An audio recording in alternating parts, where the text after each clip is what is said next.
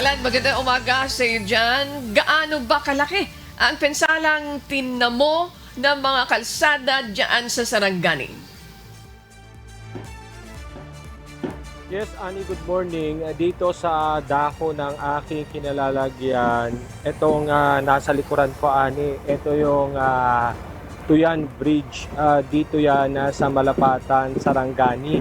Kaninang madaling araw, base na rin sa ulat na ibinigay sa atin mula sa mga barangay official, ay bumagsak ng halos 2 pulgada ang tulay. Bagay na magpapahirap ngayon sa mga dumadaang mga biyahero, lalong-lalo na, Ani, doon sa magpapaabot ng tulong patungong Glan, Sarangani, kung saan isa sa pinakaapektadong lugar matapos ang 7.8 magnitude earthquake na tumama dito sa dako ng Mindanao.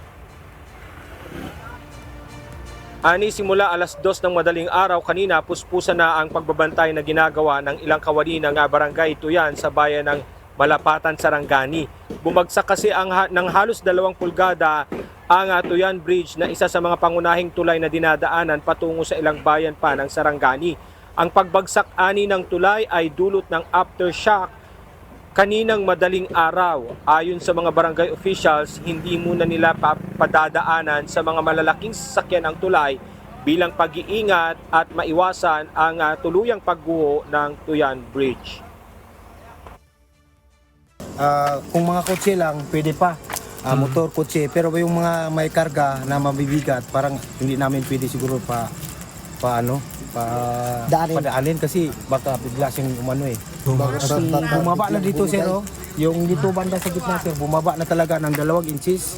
2 inches. Pero yung pinakamalaki na yung kahapon, hindi pa, wala pa to. Pero siguro kaninang alas 2 yung aftershock niya, yan bumaba na siya.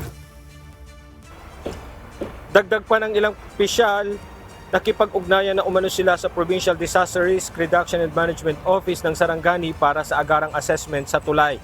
Samantala, simula kahapon hanggang magdamag, puspusan naman ang ginawang backfill ng mga kawani ng Department of Public Works and Highways sa naputol na tulay sa Sapu Masla na 100 din pangunahing kalsada patungong Glan, Sarangani. Ang Glan, Sarangani, Ani, base na rin sa assessment ng Office of Civil Defense Region 12, isa sa mga nagtamo ng malaking pinsala ng malakas na lindol. Kaya naging pahirapan ang pagtawid ng tulong sa mga apektadong lugar. Kahapon, tanging balsa, bangka o di naman kaya ay paglalakad sa maputik na ilog sa barangay Sapu Masla ang paraan para makatawid ang mga biyahero. Hindi nakaki, sir. Ang nakaki lang diri, masinggil, karga sa alul. Ang diri, hindi nakamagian, putol man na diya.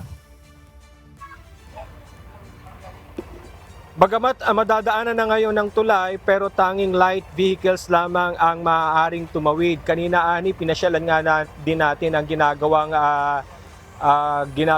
pag-aayos ng DPWH, gayon din ng ilang kawani ng Sapu Masla, kung saan nakita natin na pwede na itong daanan ng mga light vehicles para na rin sa accessible na daanan para sa mga biyahero. At sa ngayon, Ani, itong nakikita nyo nasa aming likuran ay halos tanging dumadaan na rito.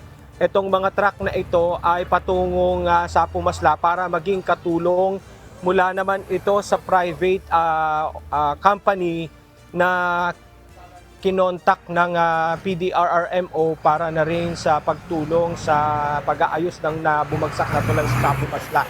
Pero itong tulay na ito na nasa likuran natin ngayon, na kung saan talagang bago ito makatawid mga truck na ito, kinakailangan muna nilang i-assess kung talagang kakayanin pa ng tulay.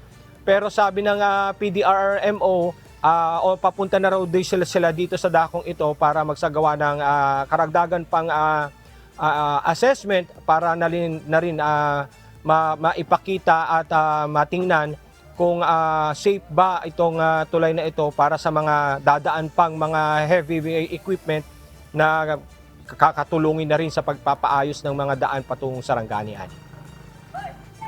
Yes. Alan, maraming salamat sa iyo dyan sa lugar na yan. Ingatan nawa. Alan Manansala, mula po sa Malapatan, Sarangani.